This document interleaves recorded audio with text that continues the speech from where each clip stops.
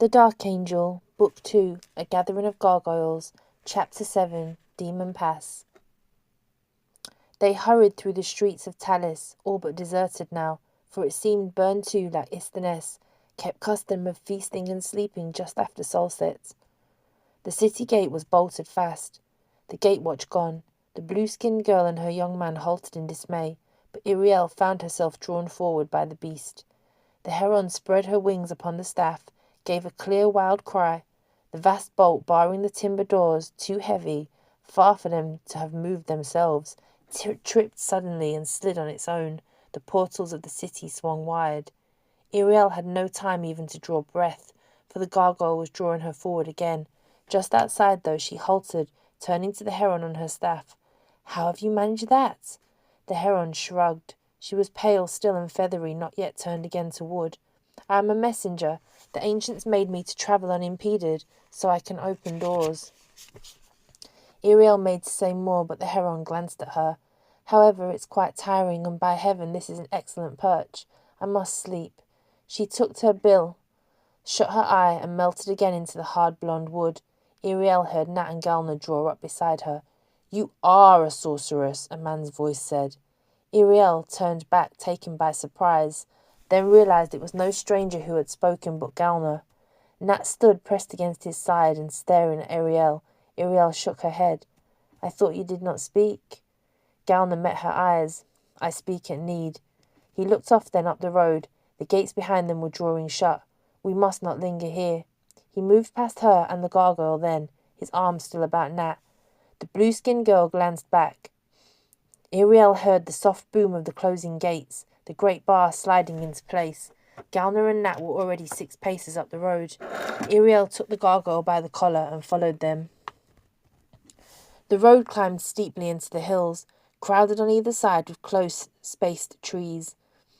The gargoyle trotted before them upon its fantastically jointed limbs, its jaws agape, panting.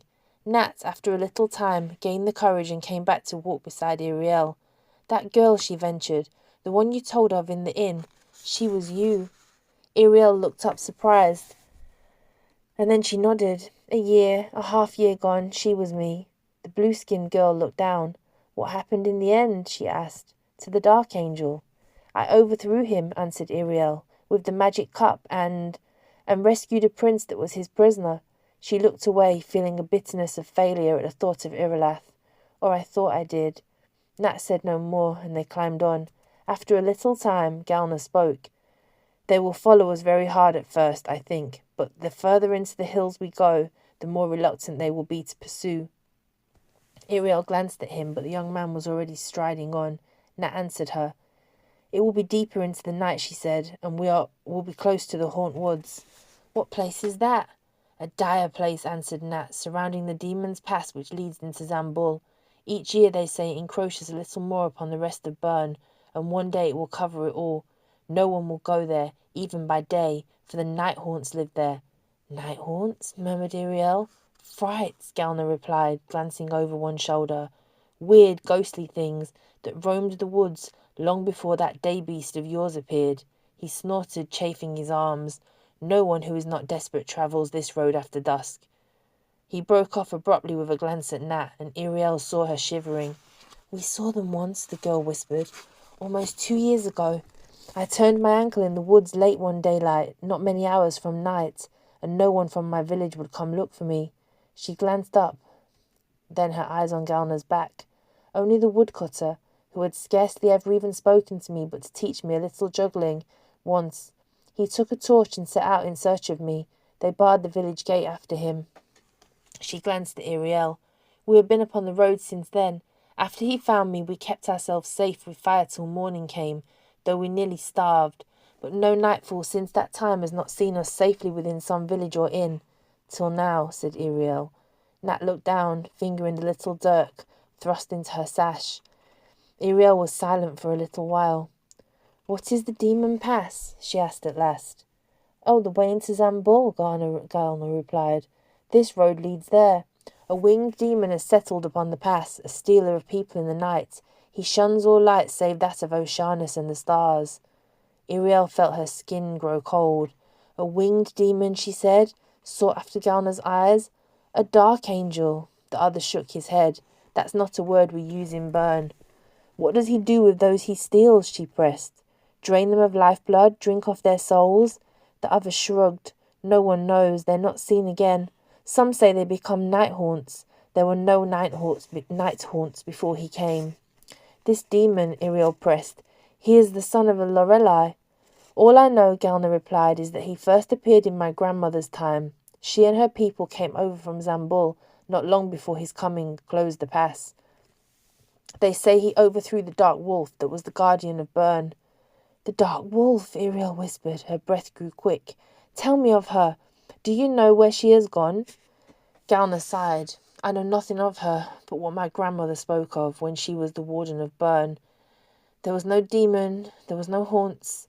No one feared the woods by night or the roads by day. There were no thieves, for Pernlin haunted them. When travellers heard the long cry of the wolf, they smiled and took it for a good omen. That is what they called her, murmured Iriel. Pernlin. The keeper had called her Bernalon. Galna glanced back and shrugged. Some such, I don't recall. Iriel looked away and was silent for a few strides. Then she roused herself and found Galna's eyes again. But if this road leads through the Haunt Woods, she said, to the Demon Pass, were it not better to take another road? The young man laughed. There is no other road. The woods, then? We are too near the city. The thieves know these woods. They would find us. We can only flee and hope they give up before we reach the pass. Iriel glanced about her at the dark and knotted trees. Galna was saying, for now the road is safe enough, and the woods will soon be full of haunts. The road wound on. The sky a black ribbon overhead, scattered with stars. The black grew deeper the further they climbed. They lost sight of Talis and of the shining moor in the distance. The trees grew more tangled, the night grew more still. Greyling no longer ranged ahead but stayed close. They camped after a long time of walking. Iriel could not gauge how much of the night had passed, for there was no horizon against which to measure the movement of stars. Oceanus hung low. She caught only glimpses of it through the trees. They had no fire, and nothing with which to make fire. Galna cursed himself for not having thought to bring a torch from the inn. They huddled together in a wide place in the road, and drew lots to see who would keep the first watch. The short lot fell to Galna. Iriel and Nat lay down and slept. After what seemed far too short a time, Galna shook her. Iriel sat up beside the gargoyle then, stroking its mangy fur. The silence was utter save for their own near noiseless breathing. The woods creaked randomly. There was no wind. Nat slept curled in Galna's arms. Iriel felt a twinge of longing and of loss, even a little envy as she eyed them. I have been a bride 4 day months, she thought, and never slept in anyone's arms save Bomber's. She gazed off across the dark. When I was very young, a child in the syndic's house in Touraine, and lay thrashing and screaming in nightmares, then I slept in my old nurse Bomber's arms. Iriel put her closed eyes to Greyling's stiff fur for a moment. I have no husband and no kith, she thought, and I am utterly alone in the world. She shook herself then, lifting her head, and struggled to throw off her useless feelings of despair. She sat up until, she adjudged, 3 or 4 hours had passed. Then she wakened Nat, lay down and drifted into exhausted sleep. She started awake suddenly, some time after, to find Nat shaking her. "Sss! Awake!" Iriel sat up groggily. She felt sore and tired still. Nat had shaken Galna as well. He was already on his feet at the wood's edge. The gargoyle stood near him, lip curled. Nat pointed. Night haunts. 2 pale things lurked half-hidden among the trees. One stood upright, almost human-shaped. The other was 4-footed and hairless white, lifted its muzzle, testing the air. Bone. They were all strange bone under papery skin. Nat pulled a dagger from her sash, and Galnor caught up a stone from the roadway and threw. "Don't waste the dirt," he said. The pair started and vanished like smoke among the trees. Iriel caught a whiff of something then that smelled like lye. She noticed where the pair had stood. The earth was bare, the ground cover dying. "Let's be off," Galna said. They lived on berries and crabapple pomes. Oceanus, the pale stars, gave little light. Gauner stripped the underbark from certain trees. It had a leathery cheese-like taste. The gargoyle ate nothing. Gauner slashed fruiting clouds for water. They passed no streams. The higher into the hills they went, the more pale bony figures they saw. Some followed the travellers a short way, others merely stood staring. At first Nat and Gauner threw stones at everyone they saw, but soon they grew too frequent and too many to be constantly trying to drive away. At length, Ariel all but forgot them, and wondered what travellers feared in them, for they never approached. It was during the 5th camp when she awoke abruptly from deep sleep. The gargoyle beside her had lunged to its feet. Ariel rolled, blinking, still half asleep, and she saw Nat across from her, nodding into a doze at her watch. A white ghost-like shape, crouching behind the girl, was reaching its small, unearthly, slender hand to touch Nat's cheek. The gargoyle snarled savagely. Ariel started up with a cry and swung her staff, but the creature ducked.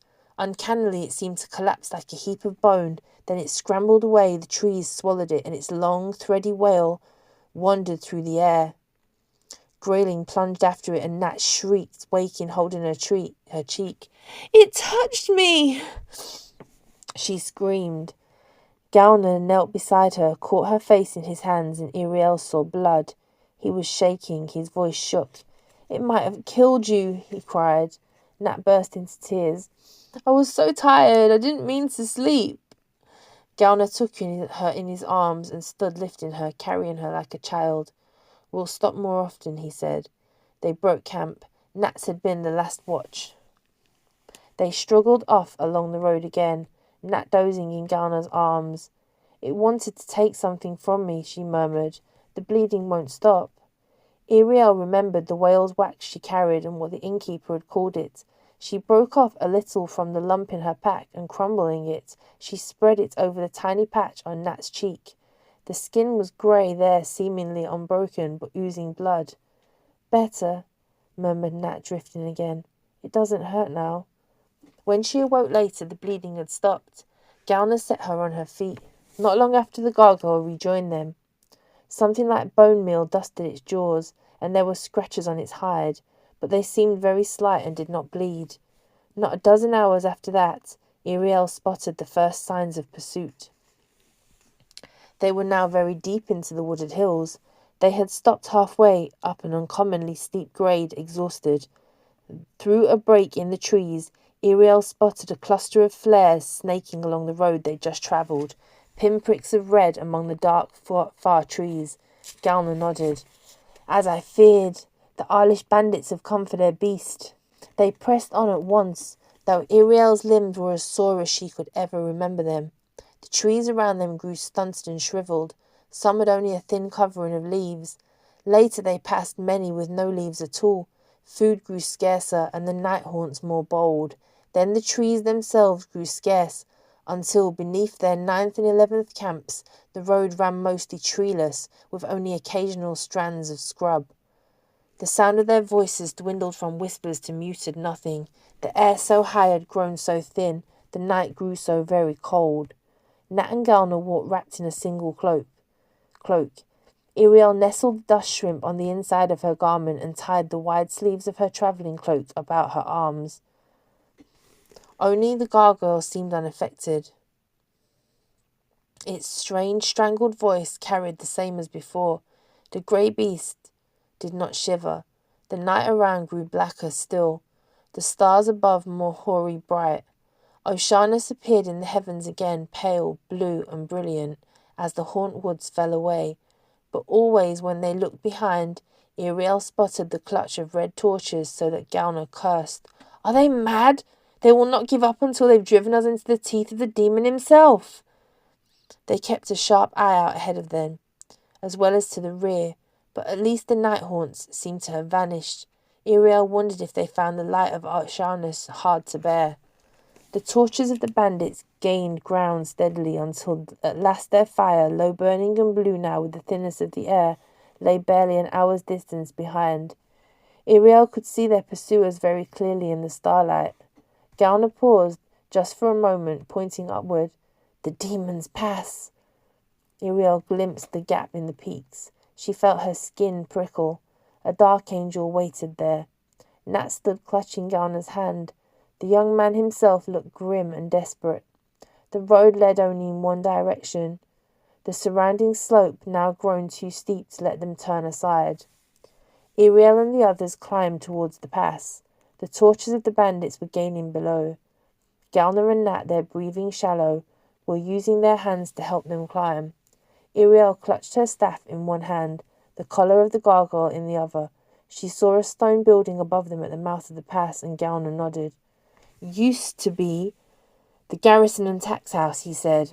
Only the demon bides there now. He laughed grimly and breathless. The stars above burned like tiny suns. The atmosphere had grown so scant that Iriel could only move very slowly. The gargoyle lifted its muzzle and snarled. The bandits below were singing and shouting, giddy with the altitude. They were seacoast dwellers, whilst Iriel had been raised in the steeps of terrain. Her chest felt tight, her heart huge and straining, but she felt no giddiness. Galna and Nat struggled ahead of her. Iriel spotted something aflash in the starlight. Onto the roof of the tax house a figure emerged. He was clothed in pale garments, cloaked in a black cape, thrown back from his shoulders. Nat gasped and ducked behind a ledge at the road's edge. Galna followed. The gargoyle trembled, a rumbling beginning in its throat. But Iriel could only stare. Her skin went numb. She felt as if she'd been made into stone. Disbelief overwhelmed her. It was not he. It could not be he. She had overthrown him in Averick, that dark angel. It seemed she would stand in the middle of the roadway staring at that familiar figure till she crumbled to dust. Only when Galna grabbed her arm, snatching her into the shadow of the ledge, did Iriel realize the figure upon the garrison was not the same, only similar to the one she had known. Crouching, gasping to regain her breath, she studied it now. She saw its garments were not of Averick. Only its black wings falling like a thick dark cape were the same, huge and umbrous. No starlight gleamed in them. They were deeper than the night dark sky. The dark angel flexed its dozen wings. It was not looking at her and her companions, Iriel realized suddenly. It was gazing beyond them at the torches down the slope, shielding its eyes from their dim glare. The giddy laughter and shouting of the bandits continued below. They had not seen the Icarus. Iriel watched, holding the gargoyle and shushing it. The grey beast struggled as if it longed to lunge up slope after the demon of the pass. Nat and Galna huddled behind the ledge, heads down. The vampire crouched suddenly and flew. It gave a cry, strangely bird-like and inhuman. The sound of it rebounded from the cliffs. Below, the bandits were looking up. Their laughter ceased. Some of them cried out. Iriel felt the wind of the dark angels passing, its flight a fury of dark churning wings. Downslope the bandits were drawing their weapons. "Don't look at its eyes!" she heard the bandit leader shout. The vampire swooped. Iriel felt a hand close on her arm, dragging her. For a moment she struggled, confused. The dark angel was below her, nowhere near. Before she heard Galna hissing in her ear. "The pass! Hurry, now!" They stumbled from the boulder's shelter out into the road again. Nat first, running desperately, then Galna. Iriel followed. The greyling still strained after the Icarus, but Iriel kept her hold. They passed the tax house, gained the entrance to the pass. Below, she saw two of the bandits drop their torches and fall back. The blue flares guttered in the gusts from the vampire's wings.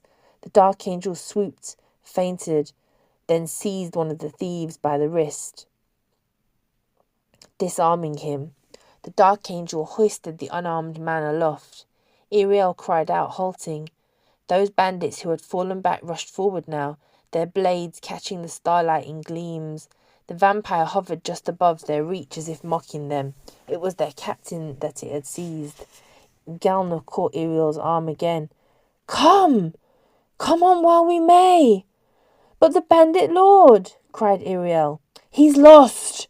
said Galna. He was holding her staff. Iriel stared at the dark wood in his hands. She must have dropped it. When? She realized it was with two hands that she restrained the gargoyle now. The hard brass collar cut her fingers till they bled. Gauner's grasp was bruising her. Below, the bandit in the vampire's grip pulled a short hucked blade from his sash and drove it into the Icarus's shoulder. The vampire utterly ignored the wound. It seemed hardly to feel the blade. There was no blood. It buried its teeth in the bandit captain's throat. Iriel screamed and stood screaming. She stumbled forward, then dragged off balance by the gargoyle's lunge. Its collar slipped her grasp. Gauner's hold on her kept her from falling. He hauled her with him into the rocky, narrow pass. She cried out again, this time after the gargoyle, and she saw it check, glancing over one shoulder back at her. Beyond it, the bandit dangled limp in the Dark Angel's grasp. With a howl, the gargoyle sprang on towards the Icarus and its victim downslope, and Iriel lost sight of them. The lip of the canyon hid her view. She heard shouts, the grayling's furious gabbling, the Icarus's inhuman shriek. Iriel shuddered, turning away. She ran on blind beside Gauner, not daring now to look behind. The way was very narrow, rocky, with high steep walls on either side. Iriel could hardly see. The night had grown so dark, the starlight so scant despite the thinning of the air. Then the pass opened before them and the road fell suddenly down. They plunged down its steepness, breakneck, careless how they went. They ran until they could run no more. Bushes and scrub bush grew along the road. None had the twisted look of those in Bern. These bushes had leaves, some of them had fruit. Nat sank to the ground at last, gasping, and Gauner knelt beside her, his legs as unsteady as hers. Iriel herself could hardly talk for weariness. In a short while the gargoyle joined them again, loping down the hillside like one barely winded.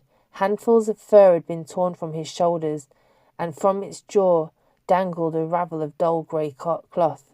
When Iriel pulled it from its teeth, it burned her fingers, cold as ice. They left the gargoyle to keep watch. All three of them slept. It was afterwards, after they had walked and eaten, towards the end of their second march since leaving the pass, that Solstar arose, spilling its white light over the hills. Nat pointed out a village below. Not until they had reached it and stood among the villagers with pale green skin like Gauner's skin and yellow-green hair like Gauner's hair did Iriel realize at last that they had crossed over from Bern into Zambul.